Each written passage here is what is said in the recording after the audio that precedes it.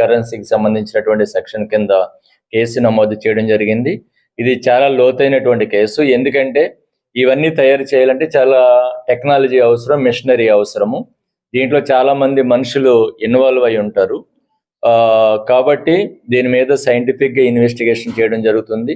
ఈ గనిరాజుతో లింక్ అయినటువంటి వ్యక్తులు ఎవరున్నారో ఇన్వెస్టిగేషన్ చేసి దీన్ని ముద్రించినటువంటి వాళ్ళు కానీ ఇంతకుముందు ఈ విధంగా ఏమైనా మార్చి ఏమైనా చేశారనే దాని మీద లోతైన విచారణ చేసి దీనికి సంబంధం ఉన్న ప్రతి ఒక్కరిని కూడా అరెస్ట్ చేయడం జరుగుతుంది. రాబోయేది ఎలక్షన్స్ కూడా, ఎలక్షన్స్ దృష్టిలో పెట్టుకుని కూడా ఇటువంటి ఏమైనా మిస్యూజ్ చేయడానికి అవకాశం ఉంటుంది. కాబట్టి అన్ని కోణాల్లో దర్యాప్తు చేసి నిందితులందరినీ కూడా అరెస్ట్ చేయడం జరుగుతుంది. ప్రజెంట్ మనం ఇద్దరిని అరెస్ట్ చేసాము.